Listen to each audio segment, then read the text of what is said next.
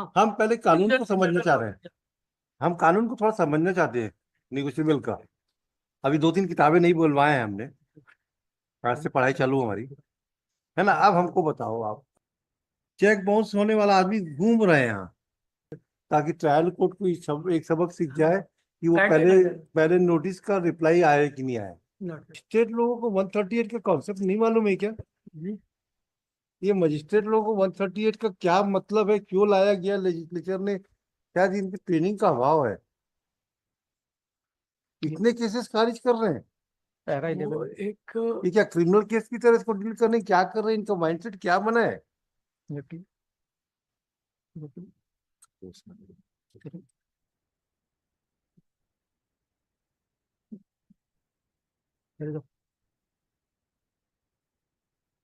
आज बुलाना तो रजिस्ट्रार को, वो अपने वो डायरेक्टर को।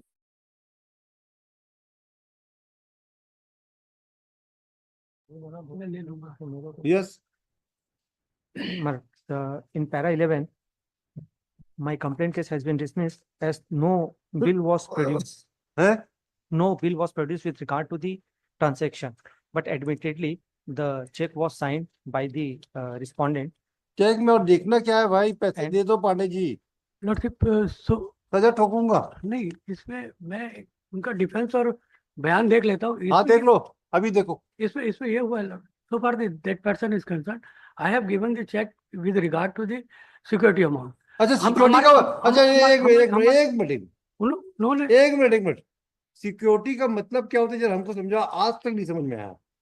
यदि अगर मैंने उनसे कुछ सामान लिया है और उसका कुछ बच जाता है और मैं हाँ उसका पेमेंट नहीं करता हूँ, हाँ, तो वो चेक को और लगा पेमेंट, एक मिनट एक अब यहाँ तक तो Security का ठीक पढ़ ली, जहाँ- यहाँ तक तो सिक्योरिटी का मतलब हिंदी रूपांतरण कर दिया आपने। जी अब उसके बाद बताइए, मान लीजिए आज 10 तारीख तक पेमेंट करना था, जी सर, 10 तारीख तक आपने पेमेंट नहीं किया, यस, तो 11 तारीख को सिक्योरिटी वाला लगा क्या हो जाएगा? लगा देंगे। करेक्ट वो चेक हो जाएगा। करेक्ट करेक्ट तो correct. 10, तो आपका ये डिफेंस कहाँ पर है कि 10 तारीख तक हमने चेक देना था, 10 के बाद 10 तक देखिए नहीं, पहले सिक्योरिटी का, सिक्योरिटी का पहले ये बताएं कि हमारा कोई बैलेंस है भी कि नहीं। पांडे कोई जी, हमने कोई पांडे जी, जी लॉर्डशिप, चेक बाउंस केसेस में बर्डन ऑफ प्रूफ आप लोगों का है। First of burden no no no no no no, इसने ये सोन, ये चेक सिक्योरिटी के पेटे नहीं है बस, और चेक में साइन है और उसके बाद लाइबिलिटी है। आपको ये liability part, so for the liability part, तो लाइबिलिटी पार्ट इज तो इसे कंसर्न्ड। बताया आपने अच्छा, ये बताओ, तो बोला कि ये बताओ, नहीं ये किया। डॉक्यूमेंट की थ्योरी कहाँ पे आई है? कौन से सुप्रीम, एक मिनट, सुप्रीम कोर्ट ने कोई जजमेंट में बोला क्या Yes, yes. कि किसी liability liability part is concerned. Liability के लिए कैसे दिखाओगे? हाँ। मोटा मोटी दिखाना है आपको? आपको ये बता, मेरे को नहीं नो दिखाना, नो नो इनको दिखाना है। नो नो नो, बर्डन आपके पास शिफ्ट हो रहा है। First of all burden of shift इनके ऊपर। अच्छा इनकी बात छोड़िए, हम तो आप ही से पूछ रहे हैं। मैं नहीं नहीं, पहले आप हमारे प्रश्न का जवाब दे दो। सिक्योरिटी का मतलब क्या होता है और सिक्योरिटी कितने दिन तक रहती है?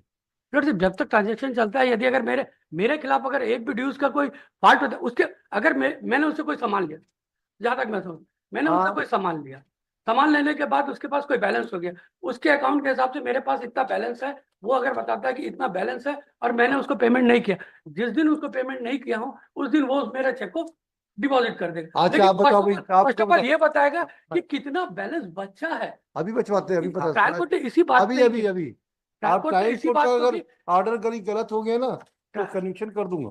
ट्रायल कोर्ट मैं कन्विक्शन करूंगा Pandey ji. Lordship, so far that is concern, मेरे को रिकॉर्ड पे देखने, मेरे को कुछ डॉक्यूमेंट, इनकी सिर्फ पिटीशन की कॉपी है, इसको रख दिया जाए जनवरी को। I can argue on that point, क्योंकि ट्रायल कोर्ट ने यही बात देखा है कि इन्होंने कोई भी ऐसा डीड या डॉक्यूमेंट नहीं प्रोड्यूस किया है। ये कौन से जजमेंट में लिखा है कि डीड और डॉक्यूमेंट देना है?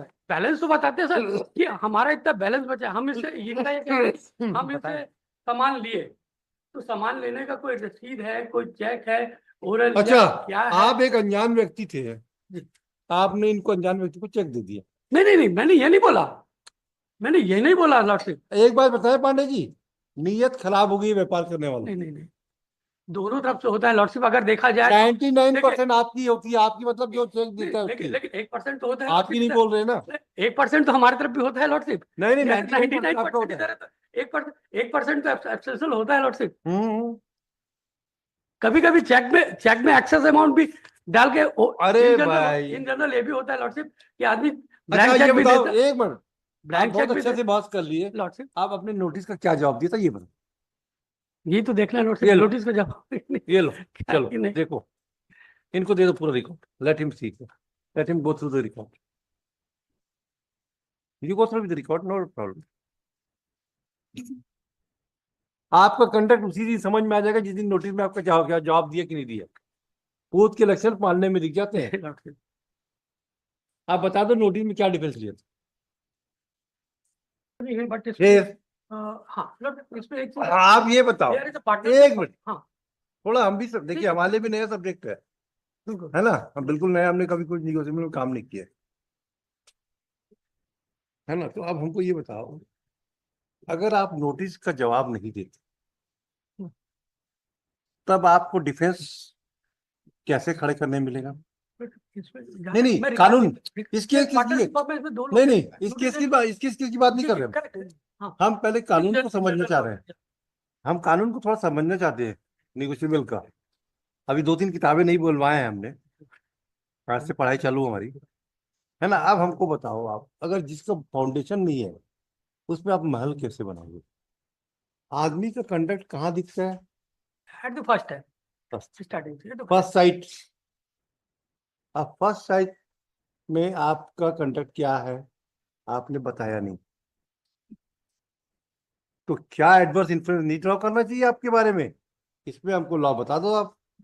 अगर आपने नोटिस को नहीं जवाब दिया है तो क्या इफेक्ट आएगा उसको? What is the legal effect with regard, मैं देख लेता आप क्यों, judgment of supreme court is there,